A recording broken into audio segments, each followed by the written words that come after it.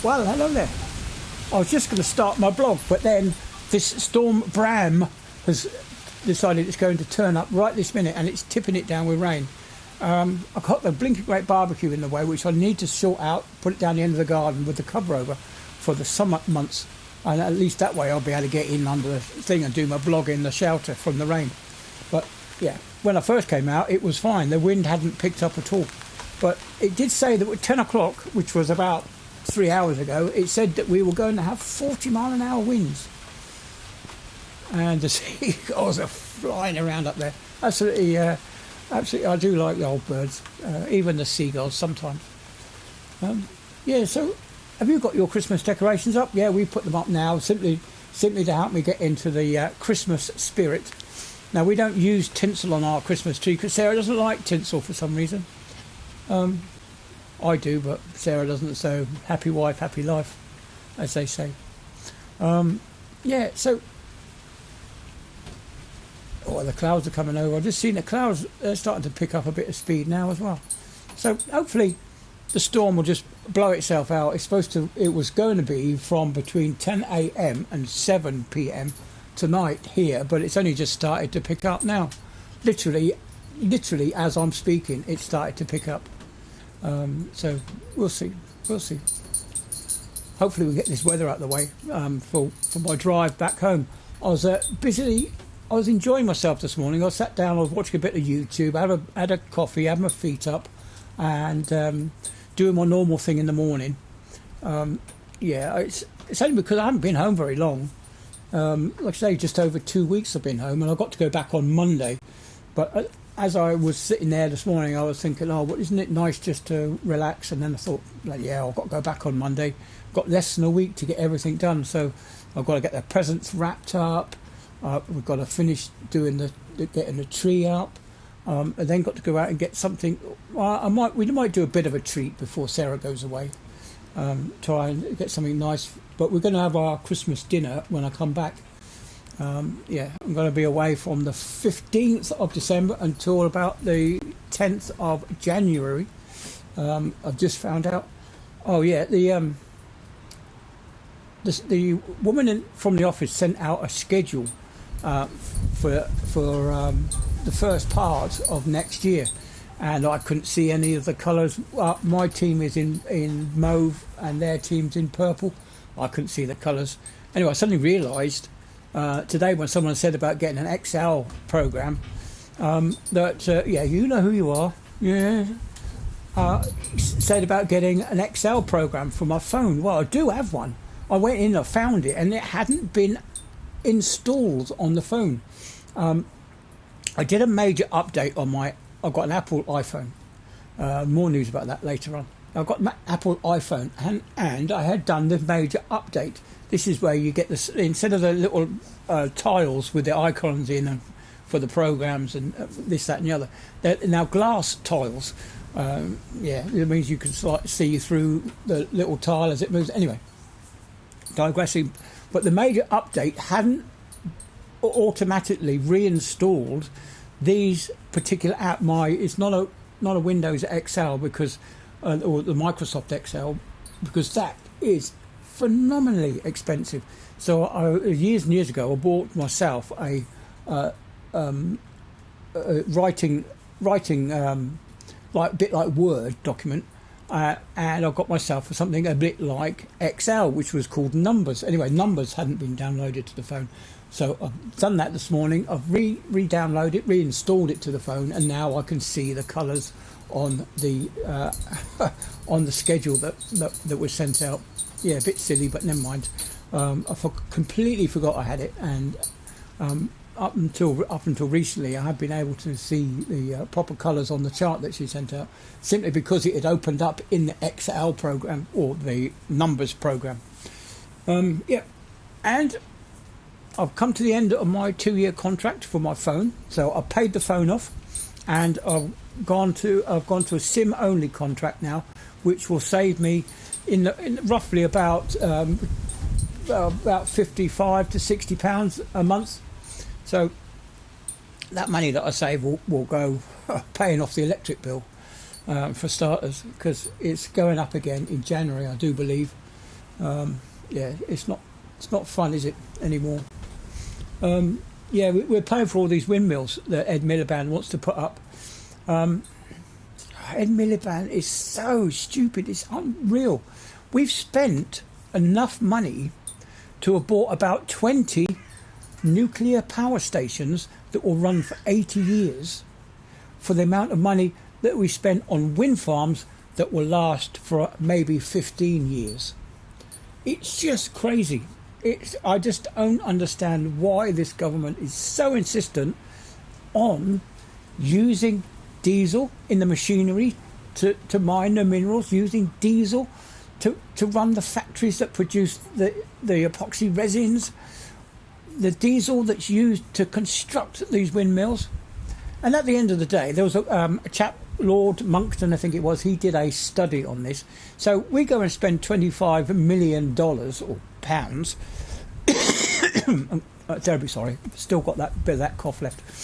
If we spent £25 million on a wind farm, do you know how much that would affect the environment at the end of its 15-year life cycle? You're talking of a fraction of a percent. You're talking 0.02 of a percent decrease in temperatures. It's mind-bogglingly small, the amount. Yes, okay, green energy is green at the point of use. So if I switch on my light now, it's green because the windmills are turning, because of the winds out there. But on an overall budget, they're not green. It's costing us absolute fortune, and we're burning all this diesel. Talking burning diesel, my ship has decided it's going to get another 100 tons of this biofuel. Now, yeah, okay, it burns the same as diesel, but it costs 3 times the amount of money. The government wants to spend 3 times the amount of money for the same job as it would have done for ordinary diesel. You know, it's just incredible that the amount of effort that goes into making biofuel. It's really, you're not getting the returns from it at all. And of course, at 3 times the price, that really isn't worth it. And as we've been finding out, that this stuff, I don't know, it's a bit, you begin to feel that the filters fuel filters are getting clogged up more regular. Since we first did a trial with this biodiesel, we started getting through a lot more filters. So that can't be good for the environment as well, because there'll be factories out there with vast machines making these things. And yeah, at what cost again? So we'll see what happens. I'm not looking forward to the way that the future's going. We've got over 4,000 years worth of fuel on the planet still, and we're still finding more. So we've got plenty of time to find an alternative to fuel. I keep banging on about this methanol. It really would be, yeah, okay, it's a bit more corrosive, I suppose, than ordinary fuel, but at least it's a cheap environmental option, because you use solar power, solar sun rays. Actually, you direct sunlight onto a crucible made from copper and carbon, and you inject wee into it. Yeah, it's like urea. And you get methanol, which is basically petrol. So you don't have to store it. You're talking about using hydrogen fuel or this, that and the other. You don't have to store methanol under such heavy... you have to compress it, you have to chill it, you have to keep it in a very heavy container. And it does rot metal away. It does turn metal into... well, it destroys metal, really. This is one of the reasons why Ed Miliband, who said that he was going to convert all the British gas pipelines to run from hydrogen, but you can't do that because all the pipes are made out of cast iron, and hydrogen will damage the pipework. So poor old Ed Miliband still got it wrong. Anyway, so rambled on 9 minutes. So we'll see you all on the next one. Of course, I won't put in the midterm adverts because, you know, it's one of those things, isn't it? Yeah. Oh, yeah. Every said yesterday that they delivered a parcel at 11 p.m. Now, we've checked my security cameras, and we had nobody there. The only thing that we had between going to bed at 10 o'clock and 20 past 1 was a cat that walked in front of the camera at the front door. That was it. Nothing else until about 6:20 when a car went past, and the only reason it was picked up by the camera was because the light reflected off of a wall which isn't normally, because of the rain, it was wet, and so it reflected the lights from the car, which caused the camera to trigger. Anyway, so yeah, don't believe a single word that they say, or should I say, don't believe in every word that they say, because every are liars. They've done that to me, and they've done that to another family member, saying that they delivered a parcel when they haven't. And we would have picked it up. The cameras would have picked up an intruder on the property. Oh yes, and another thing I forgot to mention. I had a nice chat with the TV licensing people today. They sent me another letter saying that you need a TV license. No, I don't need a TV license. The reason being is I don't watch live TV. My wife doesn't understand. I don't really think she understands. But if you're not watching live TV, you don't need a TV license.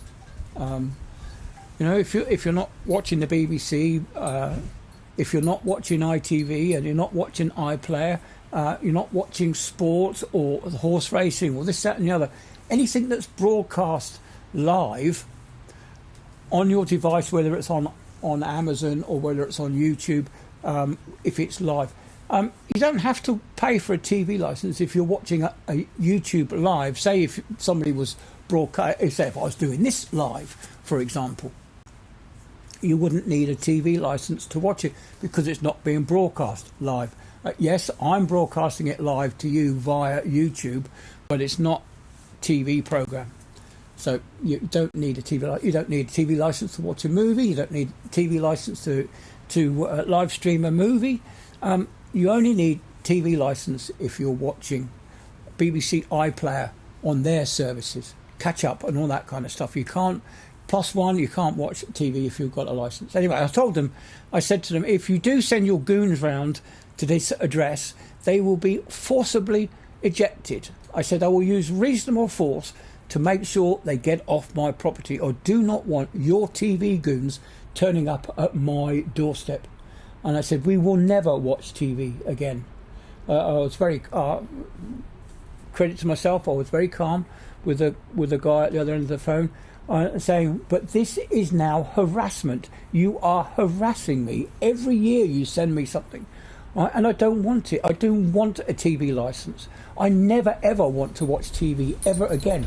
The way that the BBC has behaved in the last couple of years, and now the Donald Trump thing, and then the Newsnight thing, the way that they've lied to us over the last 40 years. 20 odd years ago, the BBC was well respected and trusted, and then they started bringing in these lies that you couldn't readily check for yourself, like sea ice in Antarctica and the Arctic. You couldn't readily check on whether the walruses were throwing themselves off of cliffs or not. You couldn't readily check to see if the polar bears were starving to death, or the albatrosses, whether they were being fed the wrong thing. Oh, the wind's picking up, blowing stuff around. So the BBC have lied to us. They've lied to us over Donald Trump, the news, Question Time, the environment, climate change. They've lied to us about Tommy Robinson. They've lied to us about everything, which I suppose when you're Labour fanaticists, I suppose you would call them, Labourites, what do you expect? Labour lie all the time and they get away with it. So why shouldn't the BBC lie and get away with it? Anyway, I've gone well over the 8 minutes, so I will not be putting in the midterm adverts. So that's it for a Tuesday. I'll speak to you all later. Sorry it's been such a long rant, but I know some of you, Dr. Kerr out there, I know you watch it. So I'll see you on the next one. Bye then.